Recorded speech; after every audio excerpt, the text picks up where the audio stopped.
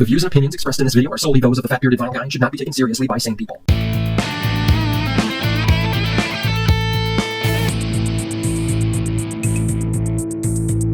Greetings and salutations, music lovers. It's Matt, the Fat Bearded Vinyl Guy, back in the vinyl lair, and this is how you're going to be seeing me for the foreseeable future. It's been a little bit since I've done a video. Also did a blog post at fatbeardedvinylguy.com.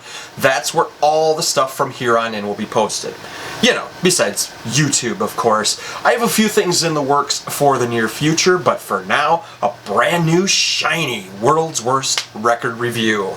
I've been on kind of a Queen kick lately since I was last on the Ridiculous Rock Record Review podcast when we discussed A Night at the Opera. I'll leave the link down below. I wanted to review some more Queen, and I figured, hey, why not start at the beginning?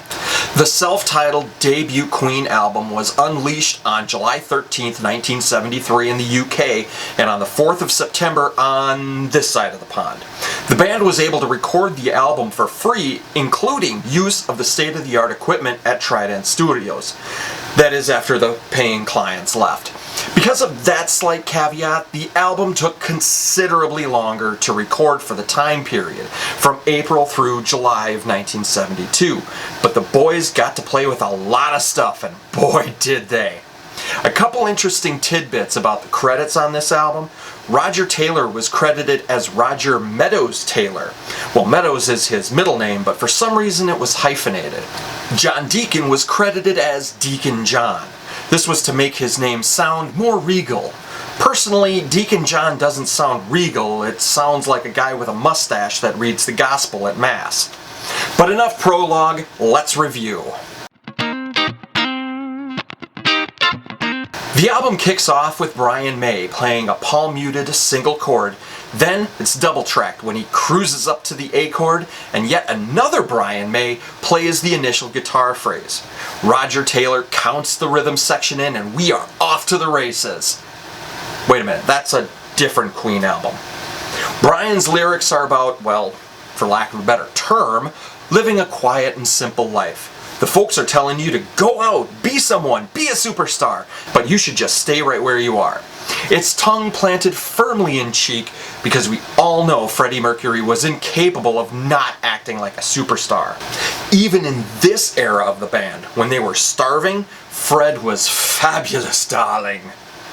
I've loved a million women in a belladonic haze, and I've ate a million dinners brought to me on silver trays. I think that epitomizes Freddie. The chorus has that great Queen harmonies that I've loved from the start. Even on the first album, the sound is massive.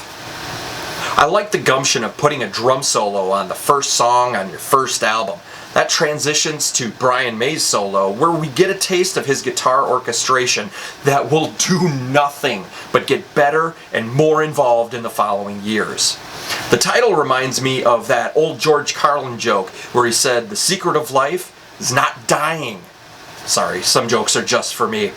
It was the first single that flopped on both sides of the pond. But in the context of the album, it makes you stand up and notice that this is a different brand of rock. Do you think you're better every day? No, I just think I'm 2 steps nearer to my grave. Doing All Right was a holdover from the band Smile, which was Queen before Freddie Mercury. It featured Brian and Roger with Tim Staffel on bass. Staffel's departure opened the door to Freddie joining, and that seemed to work out well for, well, at least the members of Queen. This song starts out with Brian May on piano. Freddie channels Tim Staffel's singing style. I don't know if it's an homage or because he knew that prior Smile fans would recognize the song and say, "Alright Fred, you're good, but you're no Tim." Probably for that reason, the song was rarely played live, which is a shame because it's a nice, tender song in the verses, although parts do sound dated. There's alternating softer and heavier bits that almost lull you in and then smack you in the ear holes in the interludes. More great vocal harmonies on this track, and I love it. Anyway, I should be doing all right. Great King starts off with Brian May shaking windows with a massively amped up, feedback guitar part that he probably also did live. After a few licks, Roger Taylor starts in with marshalling drums, fitting for the great King Rat, who is a dirty old man, and a dirty old man was he. Obviously, since he died of syphilis on his 44th birthday. Brian May plays a dueling guitar solo at 1 minute 30, one channel cleaner, the other with wah. There's a lot going on in the background, with wordless angelic vocals, cowbell baby, and other percussion with the marshalling drums.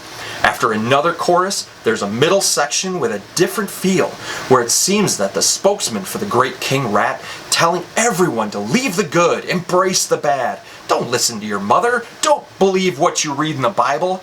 There's a short acoustic break, another bridge verse in double time where, well, I'm not going to tell you what you already know because the old man already said it. Then there's another Brian May solo with a nice heavy groove laid down by Roger Taylor and John Deacon. This is the first of Queen's epic tracks with multiple sections and feels. Kind of makes you wonder if they're going to improve on this concept. Wouldn't you like to know? Wouldn't you like to know? My Fairy King is the first Queen song Freddie Mercury plays piano on. Brian May played the piano part on Doing All Right. There was no piano on stage for the early gigs, so the boys were unaware of Freddie's piano playing or just how far his playing had progressed. They were so impressed at his piano skills that Fred took over piano duties from then on. The song is a fantasy tale about a land called Rye, a world created by Freddie and his sister. Other songs in this world includes March of the Black Queen and Seven Seas of Rye on Queen 2, as well as Lily of the Valley on Sheer Heart Attack. Freddie shows his piano chops, playing light and airy, and then powerful and heavy when the song calls for it. His vocal delivery is just as good. The band makes use of multi-tracked layered vocals that they would continue to perfect over time. Mother Mercury, look what you've done to me. Side 2 starts with alternating rhythmic pounding and clapping. The intro crescendos into Brian May's heavy bluesy riff. The verse is softer and Freddie sounds like he's going to confession. I've sinned, dear Father. Dear Father, won't you let me in? Oh, but he's a liar. Nobody believes him. The song drives like a 73 Camaro. Roger Taylor uses the floor toms for the beats more than the hi-hat, and that just gives a powerful energy to the song. After Brian's soaring guitar solo, we have a call and response breakdown. All day long, all day long. Then we have another heavy interlude where John Deacon gets to shine with a short bass solo and the song thunders out. I have sailed the seas from Mars to Mercury. The Night Comes Down starts with a short Roger Taylor drum fill, then Brian and John play a Bach-style instrumental passage, with Brian on acoustic guitar and Roger giving cymbal atmosphere, before coming in playing a syncopated drum pattern. Freddie has a tender touch to his vocals on the verses here. The chorus has those big fat Queen harmonies. Brian May threw in a nod to the Beatles' Lucy in the Sky with Diamonds by putting in the line, Lucy was high and so am I. John Deacon gets to shine again with bass runs at the end of the choruses, as well as a bass solo outro. The band shows a bit of a softer side while still having that power. The night comes down and it's dark again. Modern Times Rock and Roll is Roger Taylor's first lead vocal on the album. It's quick and powerful, only a minute and a half, but it ushers out the rockabilly old school of Elvis, Buddy Holly, and Little Richard, and ushers in the modern glam rock scene of Bowie, Mark Bolan, and Gary Glitter. Something harder's coming up, gonna knock a hole in the wall. It's a quick turnaround from The Night Comes Down, and it smacks you in the face and leaves you deaf, dumb, and blind, and your face drenched in what I hope to God is sweat. I had to make do with a worn-out rock and roll scene. Son and Daughter is the heaviest song on the album, and that's saying something. This song is Godzilla stomping through Tokyo. The riff is doubled by the bass and it lumbers. Everything is turned to 11 on this song. Even Fred's vocals are slightly distorted. This is a song that I think a modern metal band needs to cover. I think it's about someone trying to be pretty much everything. The first verse is a woman trying to be a son and a daughter. But a man's life is hard, man. World expects the man to do the hard, dirty jobs and shovel shit. This song was in Queen's set list from the beginning, and also featured Brian May's guitar solo that was put on an album later in Brighton Rock on the Sheer Heart Attack album. Here it's a little bit of nonsense that fades out. What will you think of heaven if it's back from where you came?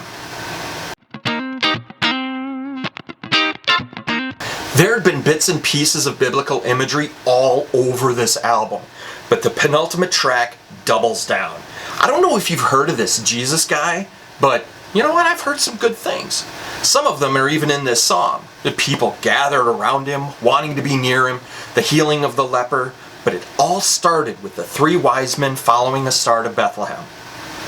Yeah, not really. There was a little bit before that, but come on, I'm not here to pick biblical nits. The verses are heavy and thunder, while the chorus is more flowy. Brian May's solo has a Middle Eastern flair to it before it transitions to double time and a multi-track guitar solo. The final chorus is well produced. The instruments are faded down, so the song ends with a cappella harmonies, singing All Going Down to See the Lord Jesus. The album ends with a teaser of 7 Seas of Rye that would appear in full on the next album. The idea was to have this fade down and the next album begin with the finished song. Well, spoiler alert, that didn't happen. This is just a 1-minute demo. If you thought that making the album took a long time, well, if you did the math, it took even longer to get the album out, and I can see why. How on earth would you promote this? It's got heavy rock, glam rock, prog rock, soft rock, there's fantasy elements, there's biblical elements. It's a plethora of both eccentric and familiar styles. It's not something that's really common for mass consumption, but oddballs like me love it. At the time, I'm sure there was a lot of, "What the hell is this?" reaction. But in the context of Queen's 2-decade-long catalog, it's merely the first step. They would only get more eccentric and push the envelope more. That's all for now. FatBeardedVinylGuy.com is the website with all the FBVG goodness. Until next time, whatever you call God bless, and I will catch you on the B-side.